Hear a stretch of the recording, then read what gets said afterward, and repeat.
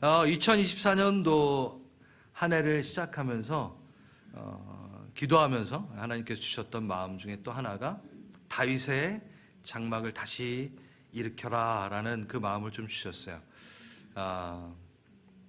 여러분 2023년도 저희는 에베소서 교회론에 대해서 지금 쭉 나가고 이제 6장 영적 전쟁 전신갑주에 대한 부분을 남겨두고 있습니다.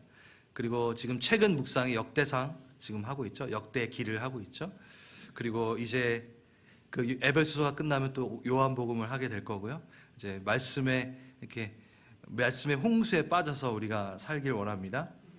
한 해 말씀을 이제 준비하면서 우리 앞으로의 말씀을 좀 준비하면서 기도를 하는데 우리 성도님들이 얼굴이 계속 이렇게 떠올랐어요. 이 말씀 안에 사셔야 되는데 우리가 어떠한 마음가짐으로 그렇게 살아낼 수 있을까 생각해 보았습니다. 결론은 기대였습니다. 기대가 너무 많이 되더라고요. 정말 기대가 많이 됐어요. 하지만 그 기대라는 결론을 가기까지 여러 짐들도 보였습니다.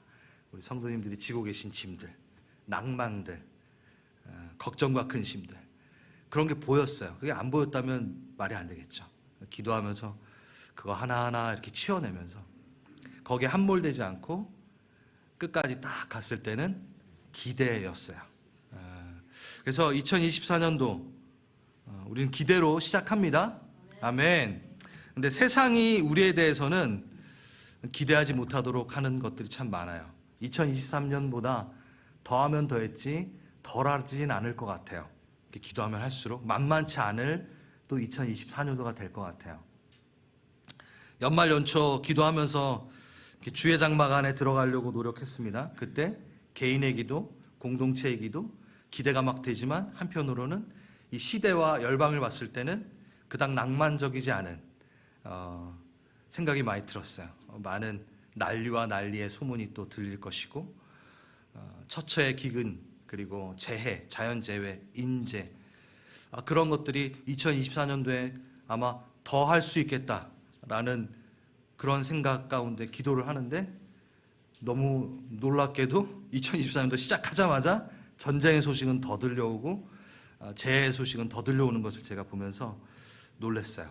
그러면서 종말론적 재앙이라는 말을 우리가 더 많이 듣겠구나. 마지막 때의 이야기에 대한 이야기를 또 많이 듣겠구나. 그러면서 그런 생각이 들었어요. 성경은 또 우리에게 이 종말론적 재앙 가운데 무엇을 말하고 있을까? 무엇을 이야기하고 있을까? 하나님은 이때 우리가 어떻게 했으면 좋겠을까? 라고 분명히 성경에 이렇게 써주셨기 때문에 제가 성경을 다시 한번 펴봤습니다. 종말의 외적인 증거들입니다. 마태복음 24장에 나와 있는 거죠. 많은 사람이 내 이름으로 와서 나는 그리스도라 하여 많은 사람이 미혹하리라. 난리와 난리의 소문을 듣겠고 너희는 상관 두려워하지 말아라. 이런 일은 아직 끝은 아니다. 민족이 민족을, 나라가 나라를 대적하고 일어나겠고 곳곳에 기근과 지진이 있으리니 이 모든 것은 재난의 시작이라. 불법이 성함으로 많은 사람의 사랑이 식어지리라.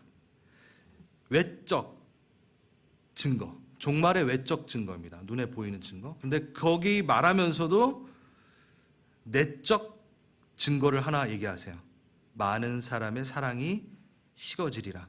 무슨 사랑일까요? 저는 하나님에 대한 사랑이 식어진다라고 생각이 됩니다. 왜냐하면 바울은 이 종말의 현상에 대해서 내적 증거를 말해주고 있는데 디모데후서 3장 너희는 이것을 알라. 말세에는 고통의 때가 이르리인데 사람들이 자기를 사랑하며 돈을 사랑하며, 그러니까 사랑해야 되는 대상을 사랑하지 않고 하나님을 사랑하지 않고 다른 것을 사랑하는 것이 종말 때 더욱더 일어난다라는 이야기를 합니다. 자랑하며 교만하며 쭉 나와 있어요.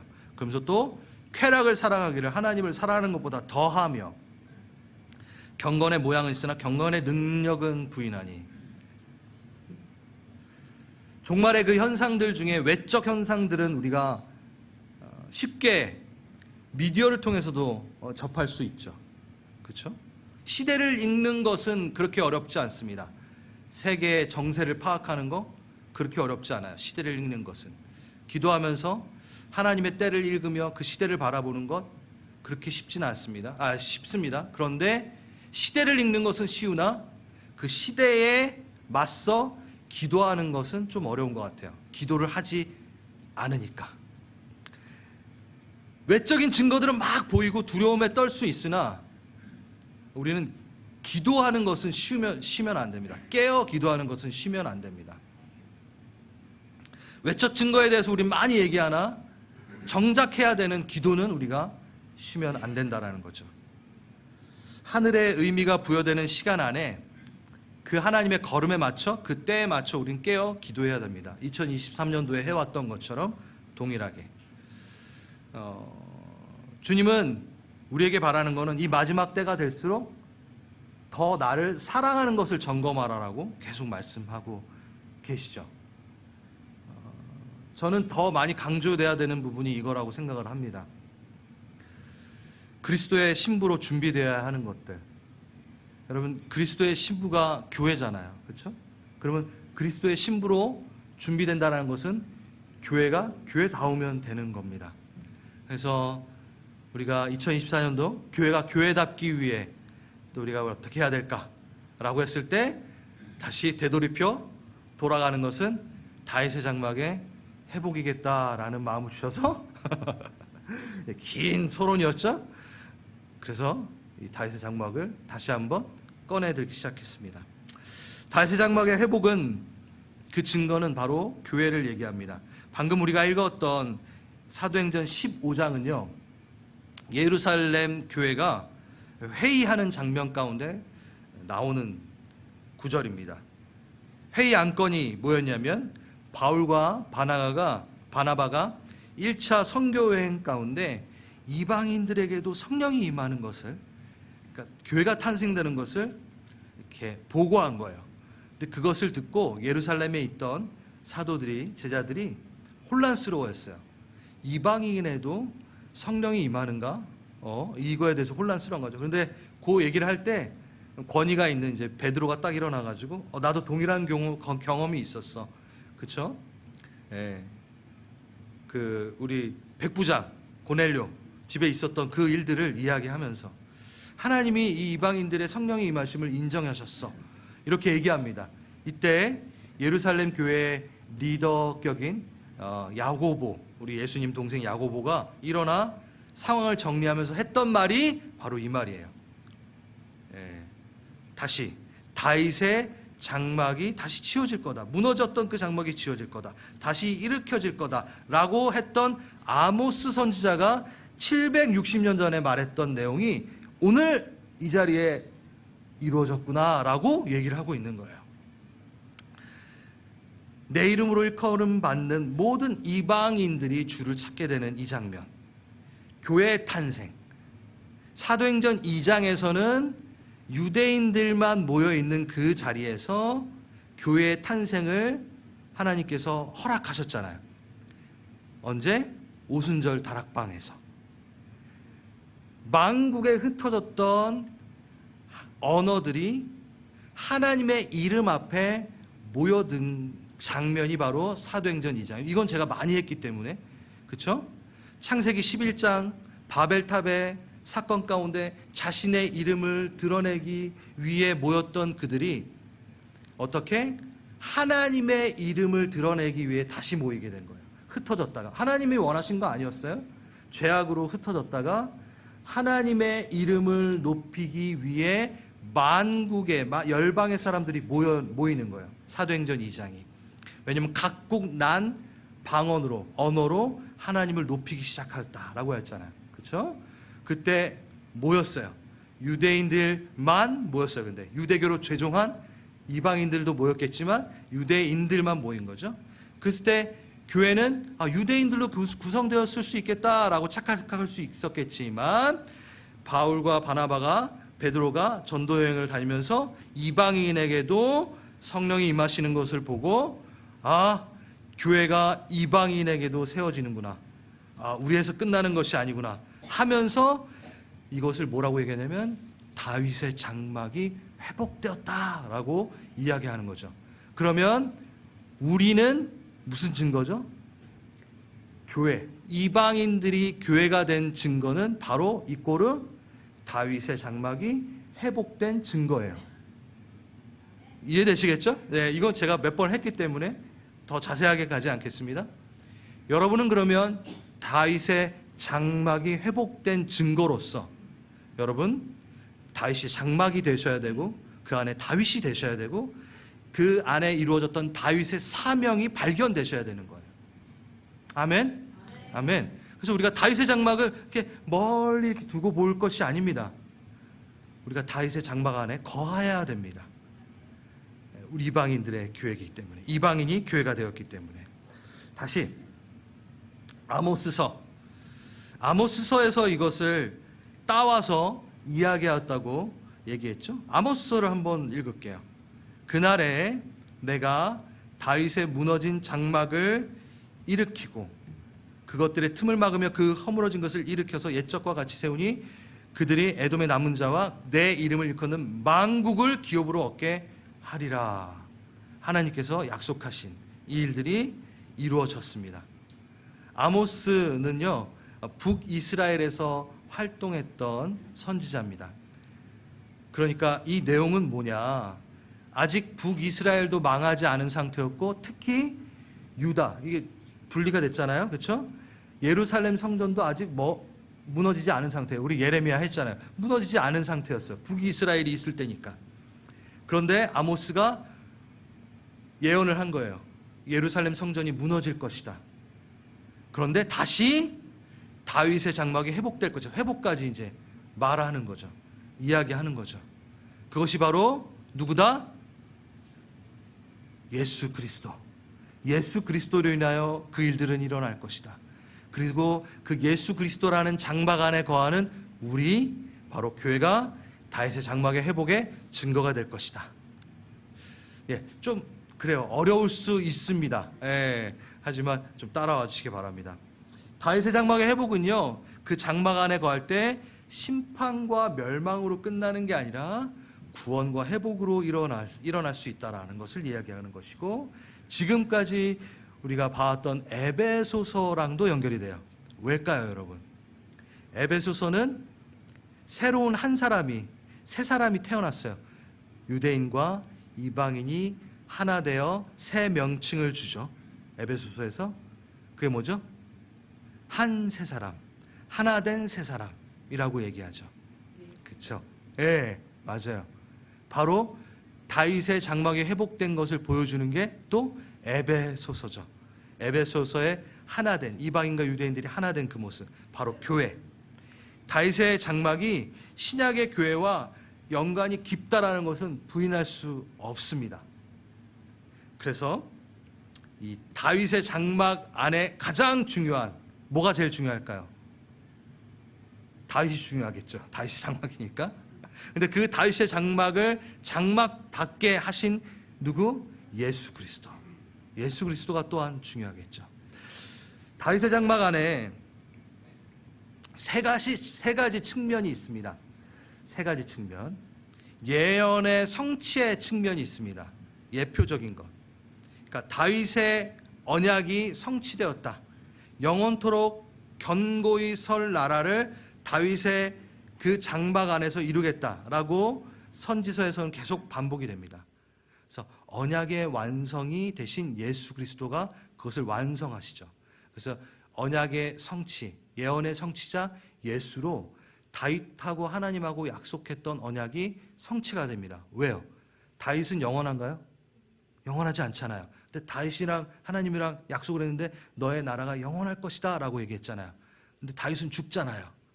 그게 예수 그리스도, 다윗의 뿌리, 이새의 뿌리, 그 장막 안에서 나오신 예수 그리스도께서 영원한 나라를 세우시니까 다윗의 장막이 회복된 건 예수 그리스도의 십자가의 사건을 또한 얘기하는 거죠. 예, 지금 성경 공부하시는 것 같아요. 예? 그렇게 해서 하나님 예수 그리스도의 십자가의 사건이 다윗의 장막의 회복의 기점이 되는 거죠. 그래서 언약의 성취로 첫 번째 다윗의 장막은 언약의 성취를 말합니다. 두 번째 다윗의 장막의 또 다른 측면은 관계적인 상징으로서의 또 완성이에요. 관계가 완성된 거예요. 여러분, 성막은 뭐죠? 성전은 뭐죠? 네, 주님과 하나님과 만나는 장소잖아요. 그렇죠? 근데 영원토록 주님과 만나는 장소가 다윗의 장막이 회복이 된 거예요. 그래서 관계적인 측면, 하나님의 임재를 말합니다. 그래서 다윗의 장막의 회복은 언약적으로 예수 그리스도가 완성자 되셔서 성취되었다. 첫 번째. 두 번째, 뭐라고요? 관계적인 측면, 하나님의 임재가 회복되었다. 하나님의 임재가 다윗의 장막의 회복을 통하여 임재, 그것이 완성되었다. 예. 누구? 기름 부음 받은 자 예수 그리스도를 통하여 우리가 그 안에 속할 때 우리는 다윗의 장막 안에 거한다라고 이야기하는 게 바로 선지서에서 나오는 내용이죠. 그래서 언약의 성취 안에 들어가는 거. 그 다음 세 번째, 오늘 이 세 번째를 얘기할 겁니다. 실천적 의미의 다윗의 장막의 회복이에요. 다윗의 장막이 회복됐다. 그게 무슨 얘기일까? 실천적인 의미. 다윗의 장막 안에 있었던 사명이 회복돼야 되는 거죠. 사명이. 문자 그대로 다윗의 장막 안에서 이루어졌던 그 행동들과 그 마음들과 그 의미들이 같이 회복이 돼야 되는 거예요. 역대상 15장 읽겠습니다. 제가 다윗이 쭉 빼고 그 다음에 하나님의 궤를 둘 곳을 마련하고 그것을 위하여 장막을 치고. 네. 지금까지 조금 여러분 어려우셨다면 이제 그냥 묻어놓으시고 나중에 한 번 더 들어보시던가. 지금부터는 아주 쉽습니다. 다윗의 장막의 실천적인 측면. 다윗의 장막은요, 다윗이 친 텐트예요. 솔로몬 성전이 있기 전에 다윗이 임시로 친 언약궤만 둔 텐트예요. 왜 하나님은 지상에서 천상의 처소의 첫 번째 모델이 되었던 모세의 장막이, 모세의 회막이 회복되어야 된다라고 말하지 않았을까요? 또 하나, 솔로몬 때에 지어진 그 삐까뻔쩍한 그 화려하고 웅장한 그 솔로몬의 성전이 회복되어야 된다고 말하지 않았을까요?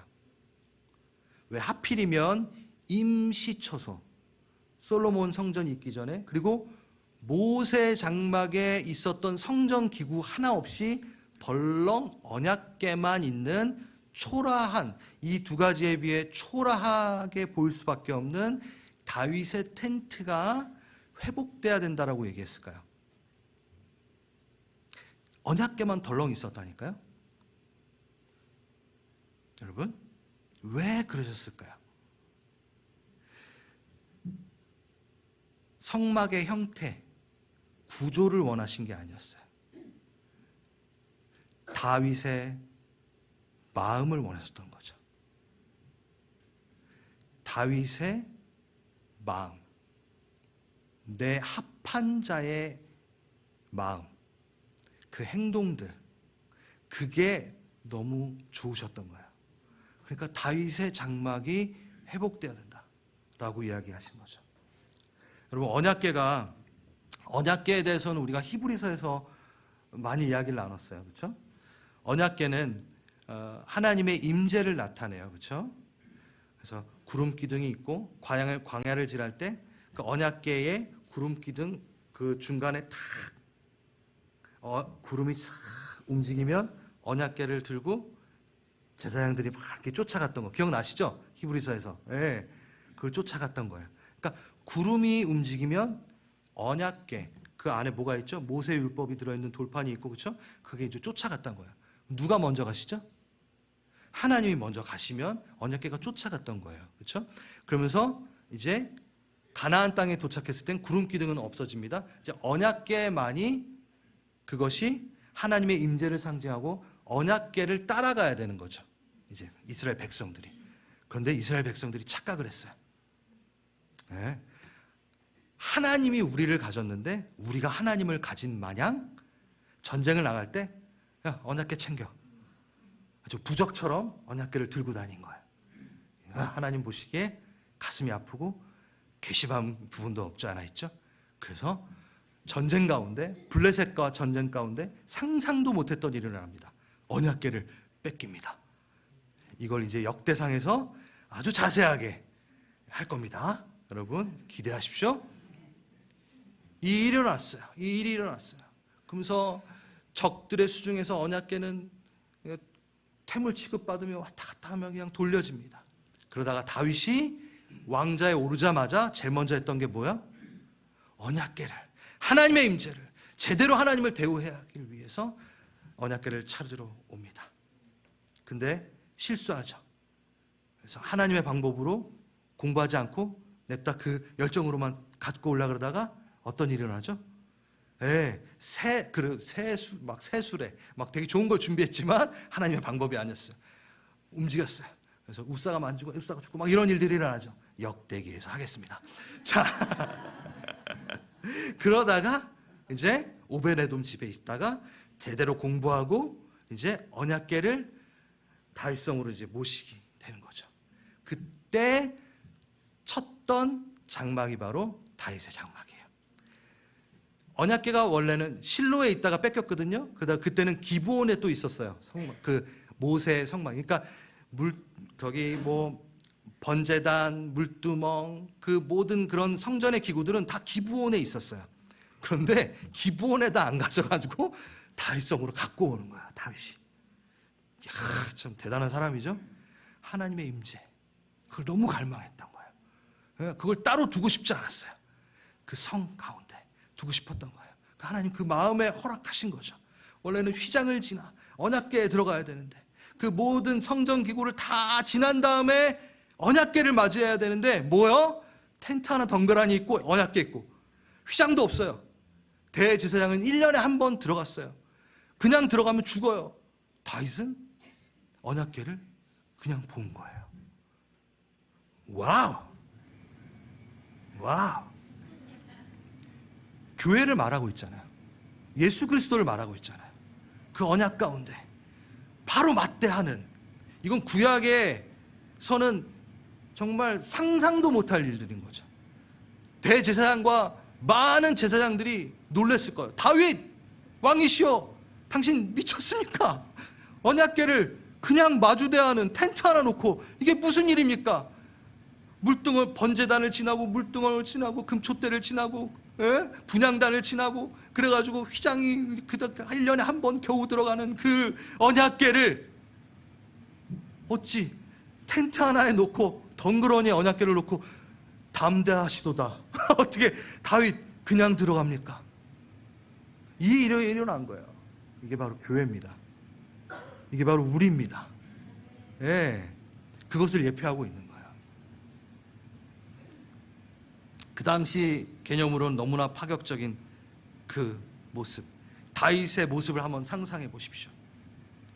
다시 왜 하나님은 모세의 장막, 솔로몬의 성전이 아닌 조건도 제대로 갖추지 않은 초라한 다윗의 장막을 회복시키길 원한다라고 아모스를 통하여 말씀하셨을까요?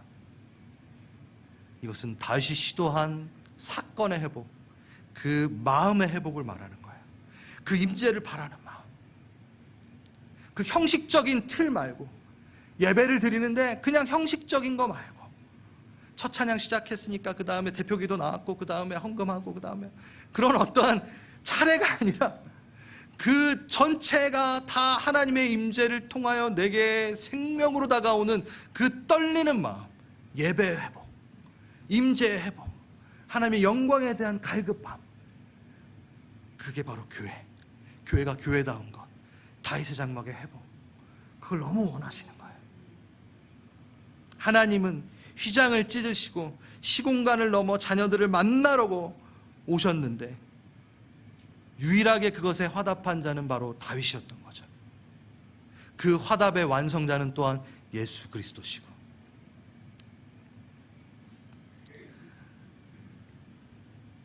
이뿐만이 아닙니다.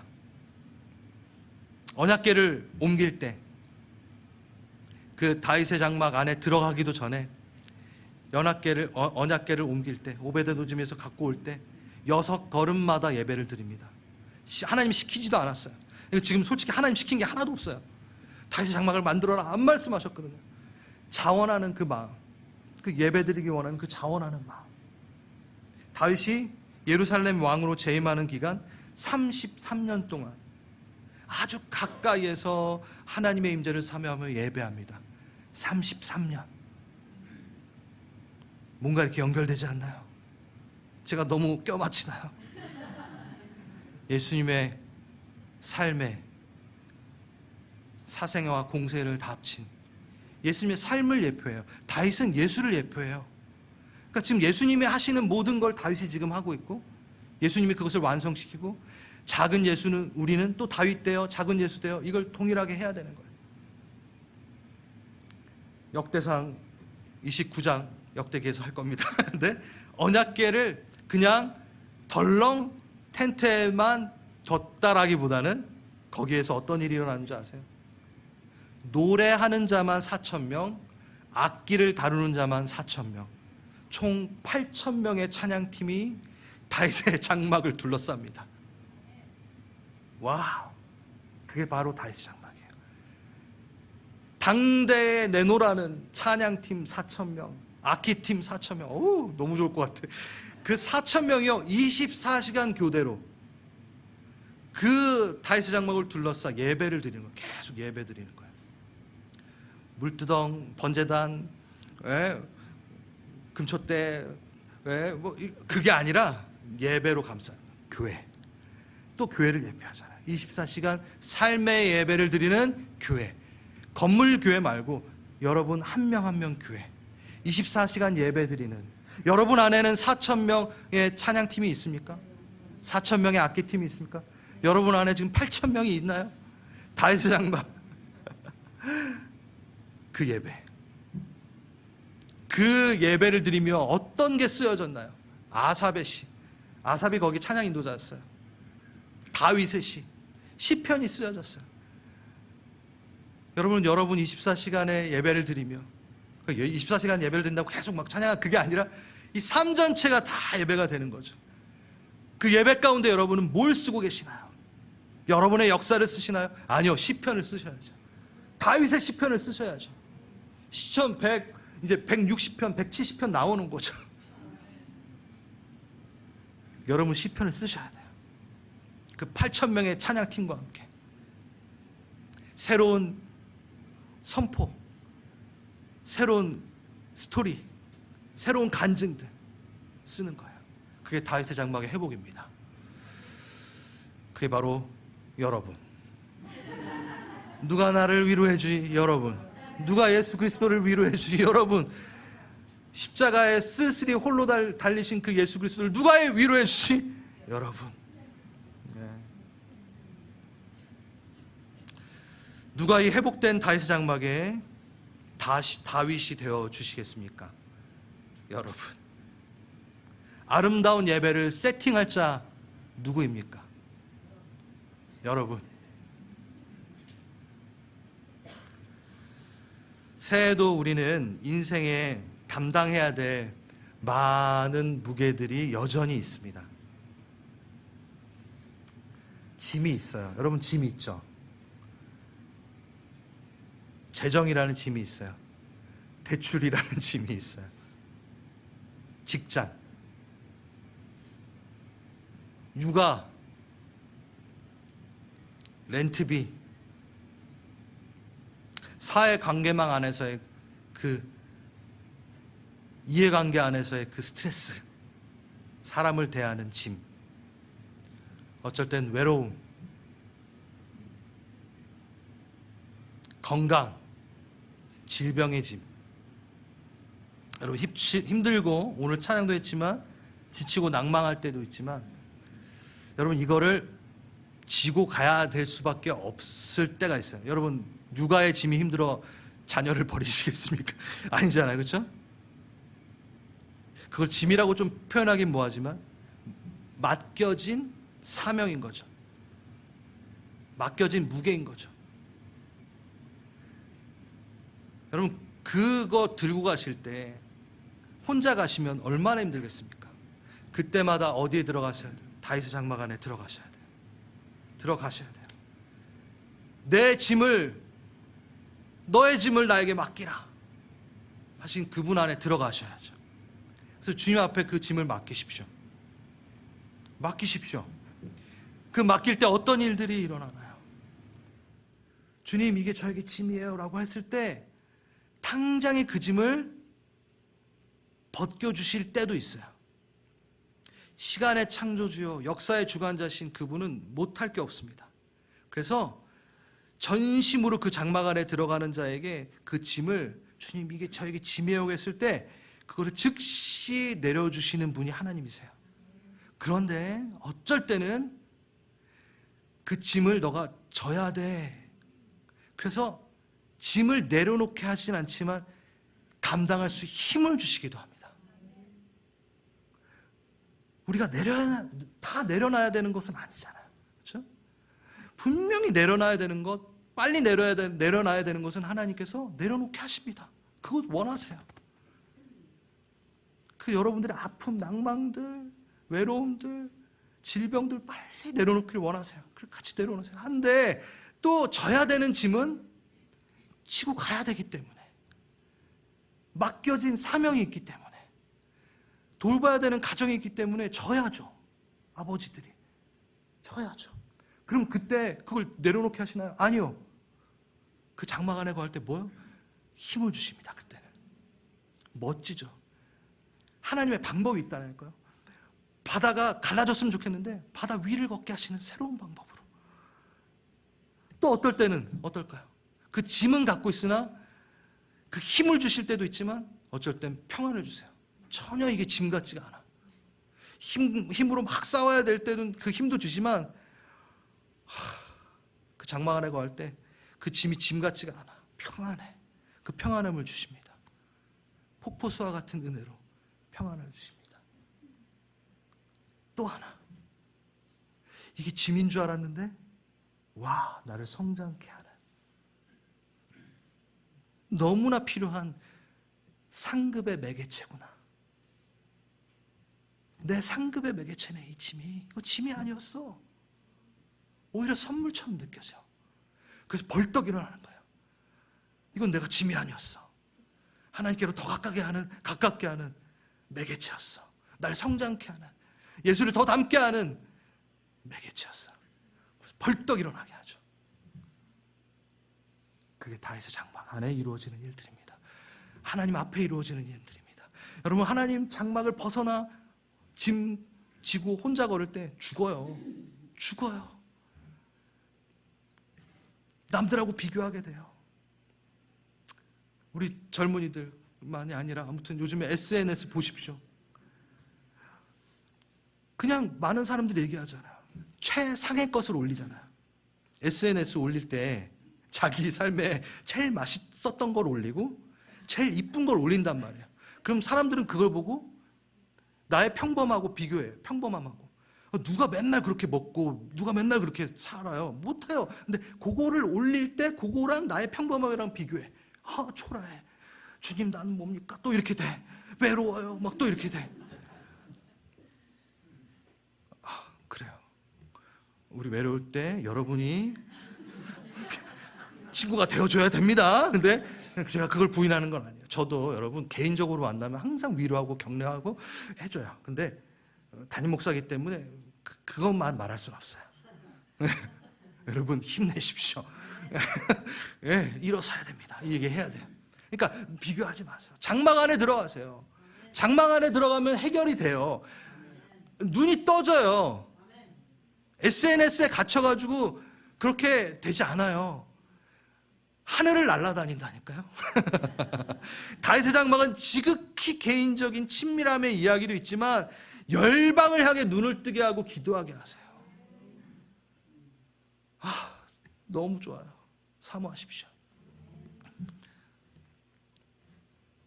다윗의 장막 안에 사명을 이야기하고 좀 제가 마치겠습니다.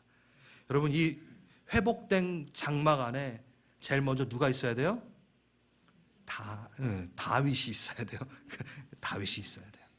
여러분이 다윗이 되십시오. 다윗의 마음을 가지십시오. 다윗이 있다라는 건 하나님과의 마음이 합한 자가 그 다윗의 장막 안에 거해야겠죠. 그게 바로 여러분.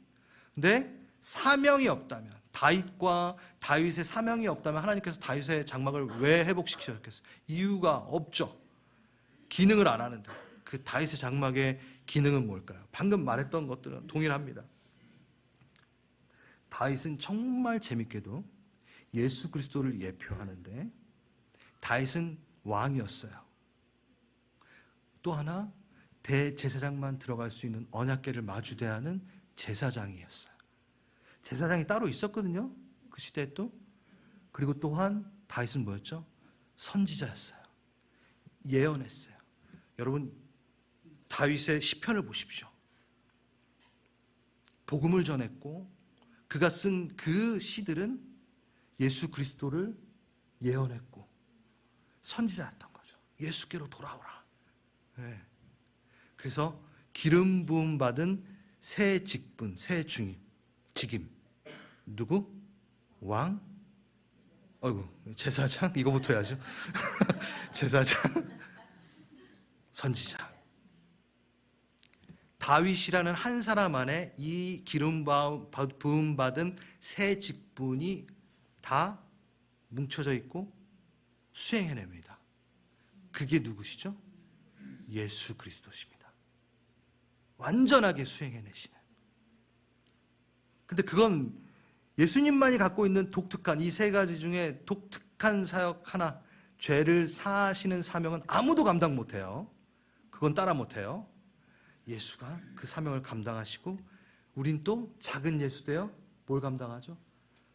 우리는 택하진 족속이요, 왕 같은 제사장이며, 우리를 어둠에서 불러낸 그 기이한 빛을 선전하시는 자로 부르셨다. 선지자로, 선포하는 자로. 할렐루야.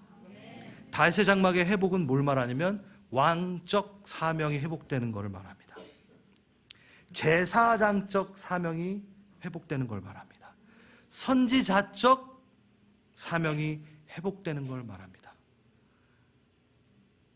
너무 아름답지 않나요? 다윗의 사명은 예수로 완성이 되고, 기름 부음, 성령의 기름 부음 받은 우리는 그 사명을 똑같이 감당해 나가는 거죠. 어떻게 감당할까요? 각자의 자리에서 왕으로. 왕은요, 그냥 군림하는 게 왕이 아니었어요. 하나님의 법을 옆에 두고, 열왕기서 보면요, 역대상도 보면 왕을 다룰 때 항상 그 왕은 뭐 해야 되냐? 바로 옆에 하나님의 율법을 두고 하나님의 법으로 대리 통치하는 자를 왕이라 했어요. 진짜 왕은 누구죠? 예수 그리스도잖아요. 왕의 대리 통치자로, 자녀로, 하나님의 자녀로 우리는 하나님의 법을 옆에 두고 다스리는 겁니다. 다 그거랑 맞춰보는 거예요. 말씀과 맞는가 내 삶이. 그게 왕적 삶이에요. 그래서 말씀을 볼 때, 말씀을 여러분 볼 때 왕의 그 사명이 참 궁금하다. 그럼 뭘 봐야 될 것 같아요? 역대기를 봐야 되는 거예요. 자, 오늘 그냥 계속 사무엘 상하를 보고 열왕기서를 보는 거죠. 그리고 위대한 왕을 얘기하는 마태복음을 보는 거예요.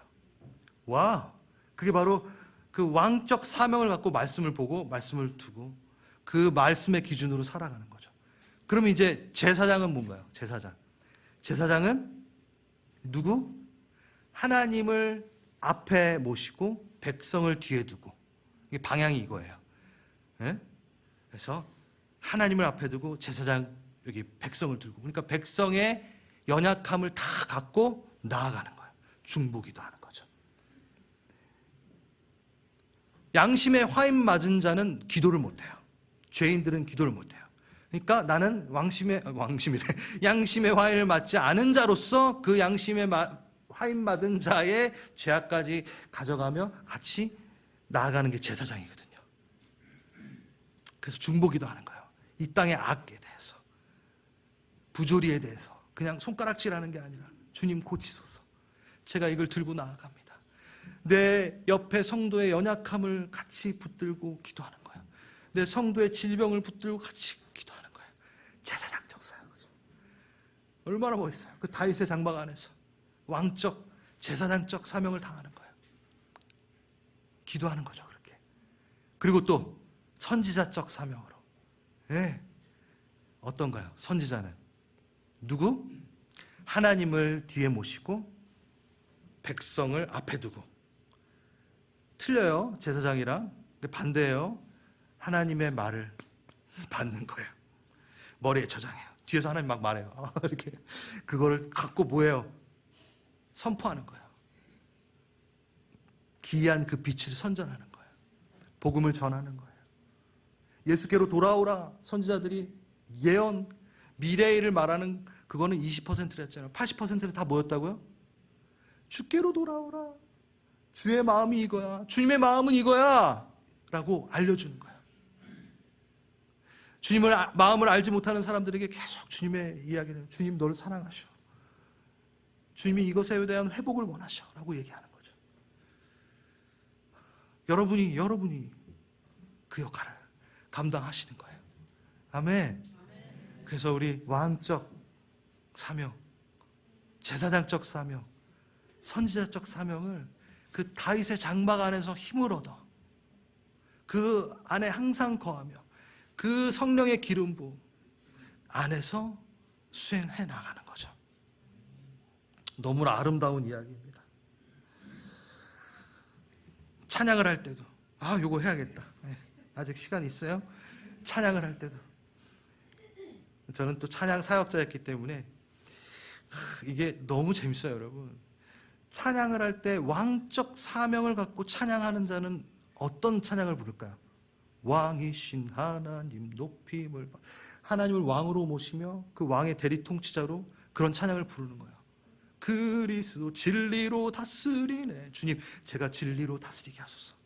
기뻐하라 온 땅이여 찬양하라 하면서 그 왕 대신 왕께 만세, 문들아 머리 들어라, 우리 왕이 들어가신다 하면서 그 왕적, 하나님의 그 왕적 사역을 풀어놓는 거예요. 그래서 왕의 신분으로, 자녀의 신분으로 기도하는 거죠. 찬양하는 거죠.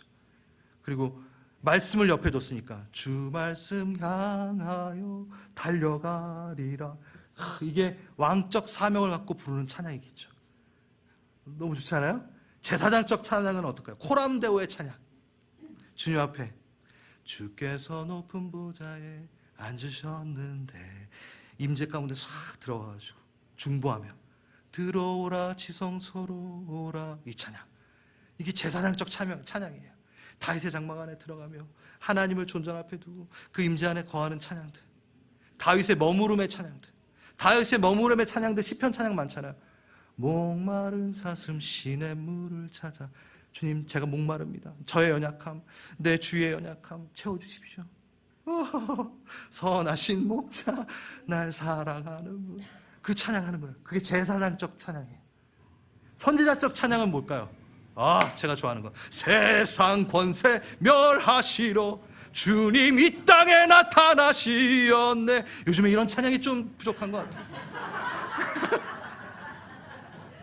너희는 가만히 있어 주가 하나님 내 말지어다. 예.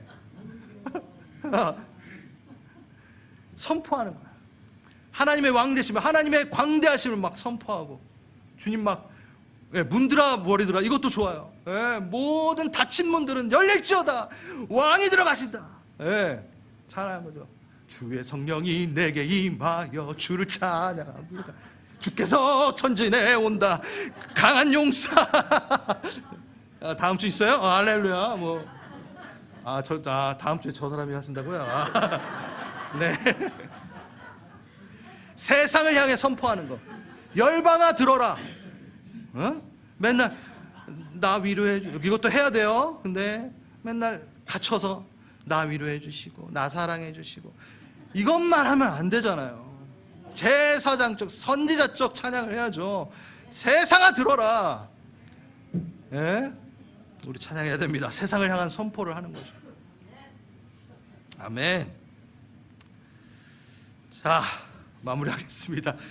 다윗의 장막의 회복은 뭔가요? 먼저 다윗이 회복돼야 됩니다. 이 시대의 다윗이 되어주십시오. 다윗의 마음을 회복하십시오. 그리고 그 안에 이루어지는 다윗의 사명을 우리가 회복합시다. 가장 프라이빗한 그 공간 안에 골방을 만드시고, 또 하나는 그 가장 그 프라이빗한 골방이 가장 넓은 곳을 보는 하나님의 눈을 갖고 보는 열방이 되어지는 거예요.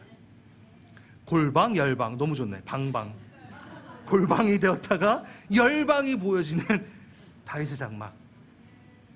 이게 우리 2024년도, 아니 우리 갈보리 채플은 이거 계속 얘기할 거거든요. 이게 그냥 찌르면 나오는 거예요. 나는 다윗 장막이야. 난 다윗이야. 나의 궁극적인 목표는, 여러분, 그 신약에 나오는 직임들 있잖아요. 교회의 직임들, 신약에 나오는 직임들, 직분들, 은사들, 이게 다 통합해 보면 다 여기에 속하는 거예요. 왕, 제사장, 선지자적 기름 부음 받은 그 세 직분에, 그 직분 안에 그 모양이 다 들어가요. 그러니까 되게 심플하잖아요. 이해하기 쉽고. 그러니까 찌르면 나오는 거예요. 우리 교회는 왕적, 제사장적, 선지자적 기름 부음 받은 자로 작은 예수로 살아가는 거야. 다윗으로 살아가는 거야. 내 안에 시편이 지금 써지고 있어. 8,000명의 찬양팀이 내 안에 있다니까. 우리 그렇게 나아가길 원합니다. 아멘. 그러길 원하시는 분, 이 시대에 다윗이 되기를 원하시는 분, 잠깐 자리에서 일어나셔서 우리 찬양합시다.